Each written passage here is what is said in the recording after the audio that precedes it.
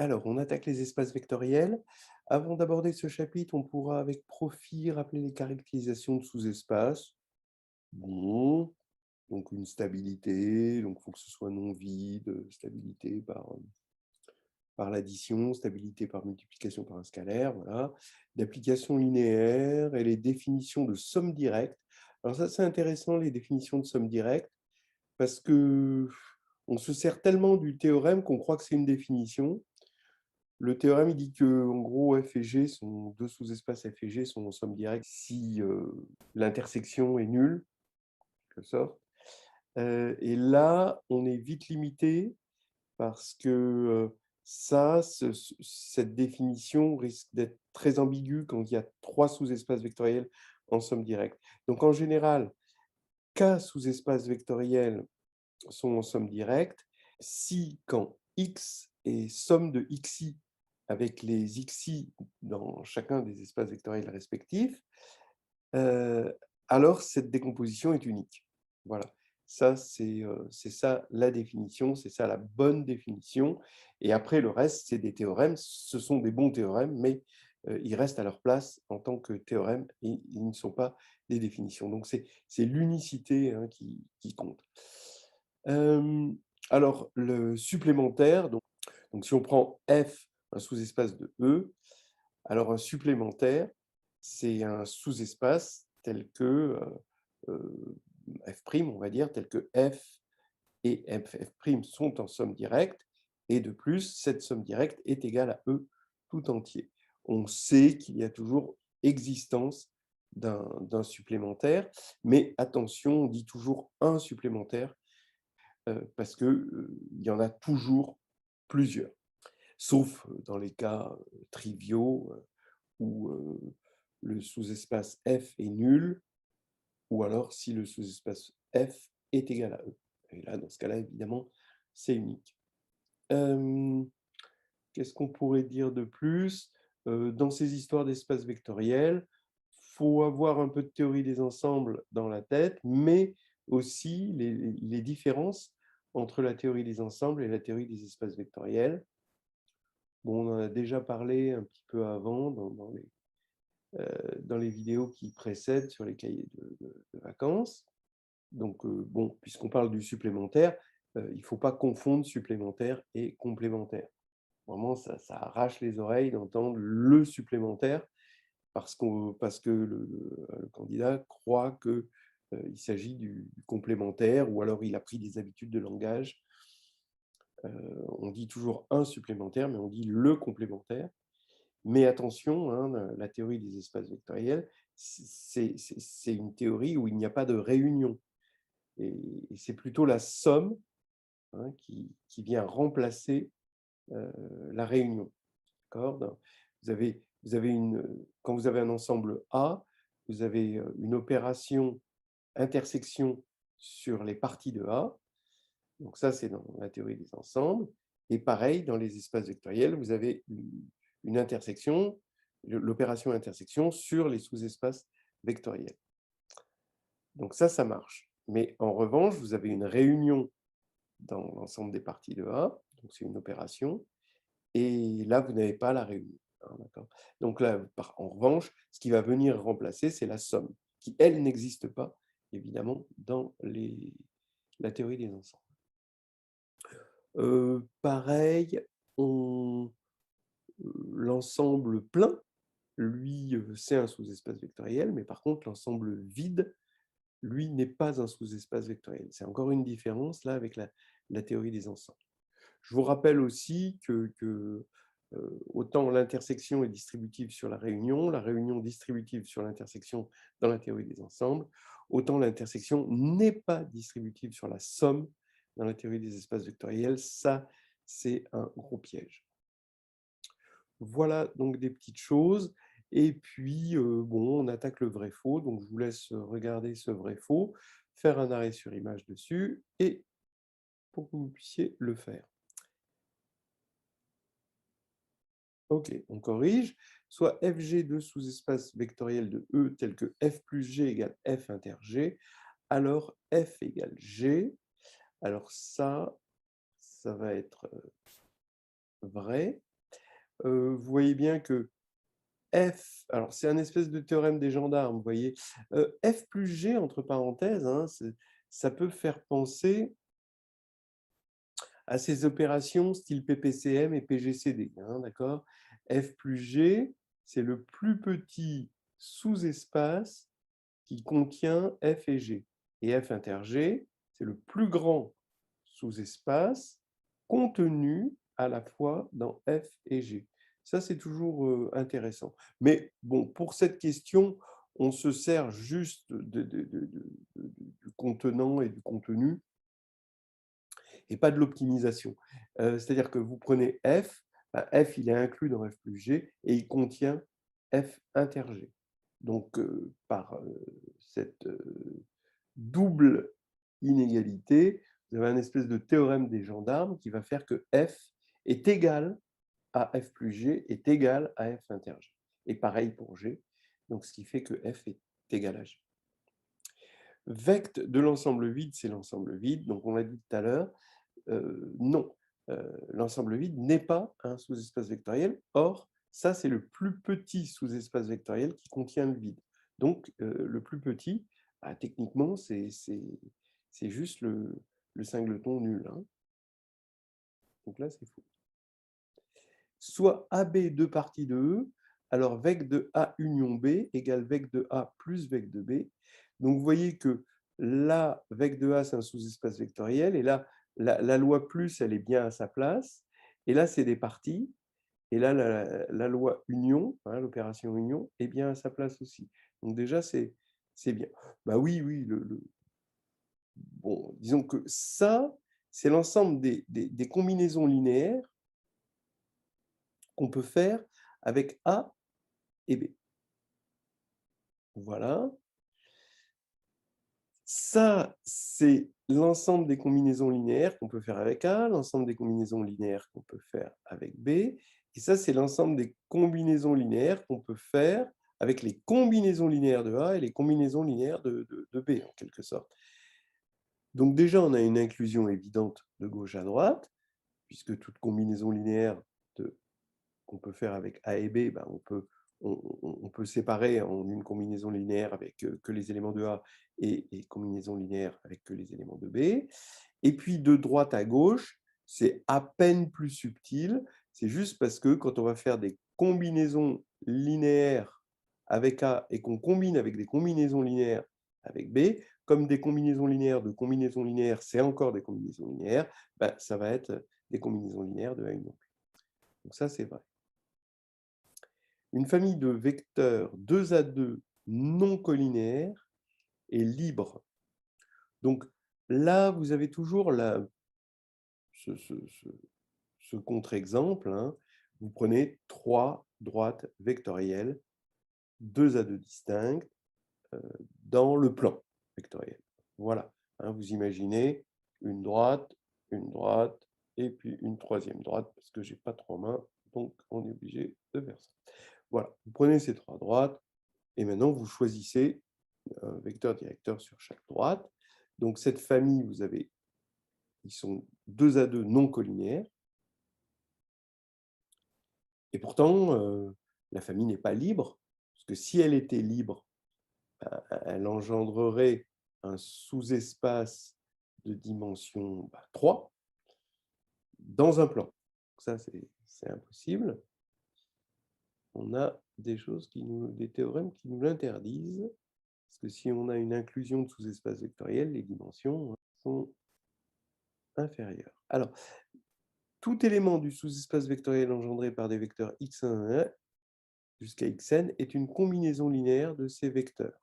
Donc, ce qu'on a dit, hein, c'est en fait, le sous-espace vectoriel engendré par ces vecteurs, c'est l'ensemble des combinaisons linéaires. C'est exactement l'ensemble des combinaisons linéaires de ces vecteurs. Tout élément du sous-espace vectoriel engendré par des vecteurs x1, xn est une combinaison linéaire de deux de ces vecteurs. Bon, bah, évidemment, non. Donc, vous prenez 3 vecteurs libres dans un espace vectoriel de dimension 3. Et si tout élément du sous-espace vectoriel engendré par ces vecteurs, donc x1, x2, x3, était combinaison linéaire de deux de ces vecteurs, ça voudrait dire que x1 plus x2 plus x3 serait combinaison linéaire de deux des vecteurs, et ça contredirait la liberté des trois vecteurs. En revanche, donc ça c'est faux, hein, mais en revanche, on peut le rendre vrai si on était en dimension inférieure à 2. En dimension inférieure à 2, c'est le théorème de la base extraite. Hein, d'accord, c'est-à-dire que on peut toujours extraire, bon, si on est en dimension 2, disons, on prend n vecteurs, donc le sous-espace engendré par ces n vecteurs, il est de dimension forcément inférieure à 2, donc on peut en extraire une base, hein, de cardinal inférieure à 2, et donc ces combinaisons linéaires de, de 2 ou 1 ou 0 vecteurs, hein, évidemment. Mais là, écrit comme ça, en tout cas, c'est faux. Alors maintenant, si G et H sont supplémentaires dans E, et F est un sous-espace de E, alors G inter F et H inter F sont des supplémentaires dans F. On a presque envie de dire oui, dans le sens que, est-ce qu'ils sont en somme directe? A priori, oui, ils sont en somme directe parce qu'il y en a deux, et donc l'intersection, ici, elle est nulle, parce que l'intersection est incluse, dans l'intersection de ces deux-là, est incluse dans G inter H. Donc déjà, là, c'est quand même une remarque qu'on a déjà. Mais par contre, est-ce que ça fait F? Vous voyez que déjà, il y a quand même un problème. C'est toujours pareil, hein, c'est toujours cette distributivité de l'intersection sur la somme qui fait défaut dans les espaces vectoriels. Hein. Et F inter G plus H n'est pas a priori égal à G inter F plus H inter F. Donc, on va prendre un contre-exemple, toujours pareil, les trois droites de Z2 distinctes dans le plan, donc qu'on va appeler, donc le plan ce sera E, donc G et H sont bien supplémentaires dans E, mais G et F c'est la troisième droite, hein, donc G inter F égale 0, H inter F égale 0, et donc c'est pas supplémentaire dans F, parce que la somme directe fait 0 et la somme directe ne fait pas F. Donc là, c'est encore faux. Voilà. Et puis, je voulais faire, j'avais vu un petit exercice rigolo, c'est celui-ci. Donc, vous pouvez regarder. Hein. Remplir les boîtes avec l'un des symboles suivants. Donc, implication vers la gauche, implication vers la droite ou équivalence. Alors, 1, soit x et y, z éléments d'un espace vectoriel E. Alors, x, y, z est lié, implique x appartient à vect de y et z.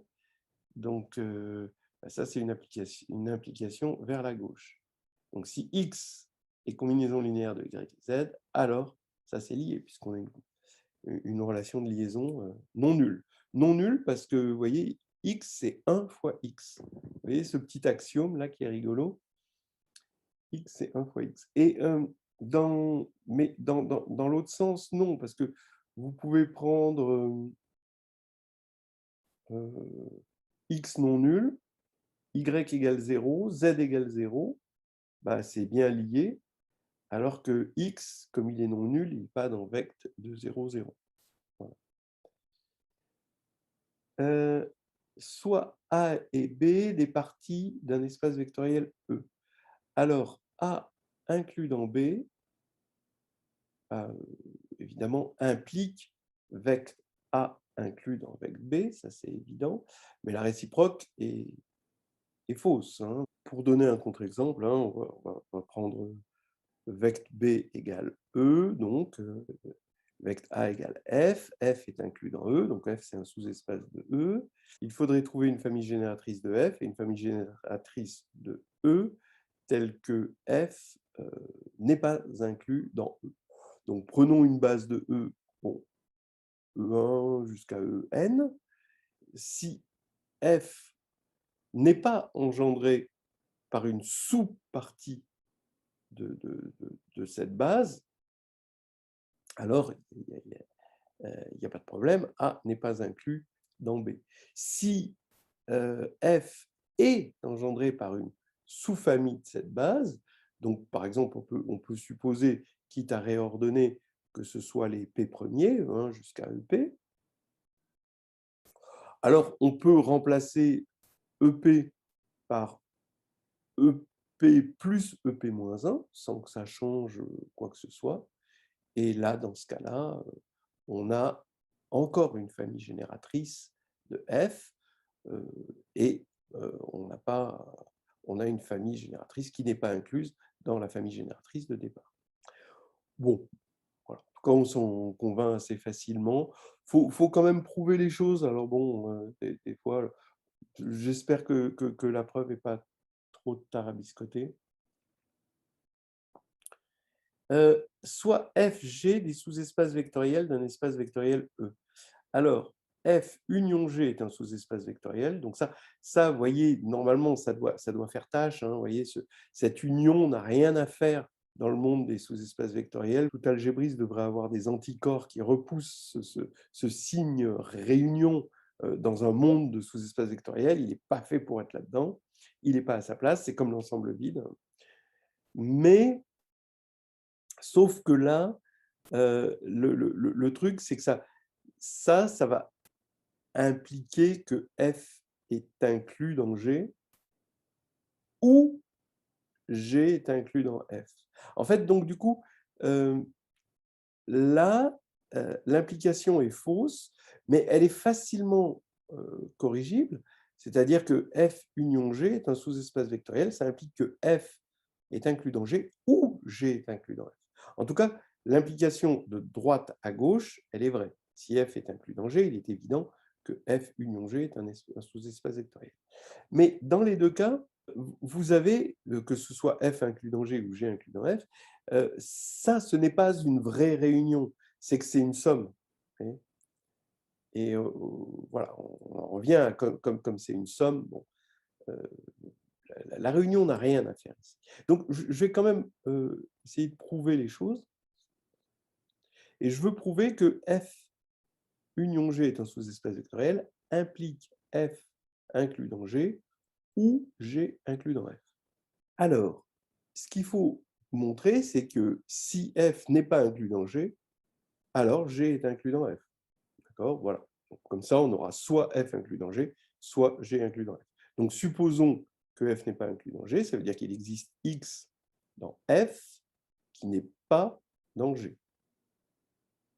Donc, maintenant, je prends Y dans G. Il existe, puisque G est non vide, hein, c'est un sous-espace vectoriel.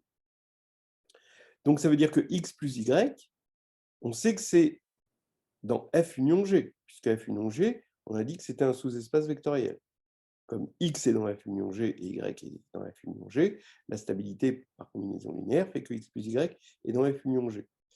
Mais X plus Y, lui, n'appartient pas à G. Donc, parce que si X plus Y appartenait à G, appelons-le Z, par exemple, donc on a Z dans G, on aurait X égale Z moins Y, donc ce serait une combinaison linéaire d'éléments de G, hein. Donc X serait dans G, contrairement à l'hypothèse. Donc, X plus Y n'est pas dans G, ce qui veut dire que X plus Y, forcément, est dans F, par élimination. Et comme X est dans F, ben, ça fait Y qui est dans F. D'accord? Voilà. Et donc, on a montré que Y dans G implique Y dans F, ce qui fait que G est bien inclus dans F. Donc maintenant, il ne reste plus qu'à regarder le 4. Si F, G sont des sous-espaces vectoriels d'un espace vectoriel E, alors F plus G égale G. Alors là, ce n'est pas pareil, là, c'est équivalent. Parce que F plus G égale G, ça veut dire que F, F est inclus dans F plus G, toujours pareil. d'accord? On a même le luxe de pouvoir dire que F plus G, c'est le min qui, pour l'inclusion, hein, qui contient F et G, d'accord? Mais F est inclus dans F plus G, donc il est inclus dans G. Donc ça, c'est une évidence. Et si F est inclus dans G, bah, tout élément de... Bon, alors déjà, on a une inclusion, G est inclus dans F plus G. Maintenant, pour l'inclusion inverse, le fait que F est inclus dans G va faire que tout élément de F plus G est un élément de G plus G, et donc est un élément de G. Voilà. Donc, en gros, qu'est-ce qu'on avait dit? Là, c'est l'implication inverse. Là, c'est l'implication directe. Là, c'est l'implication inverse. Et on a presque l'équivalence si on avait mis G inclus dans F. Et là, on a une équivalence. Voilà. On va s'arrêter là.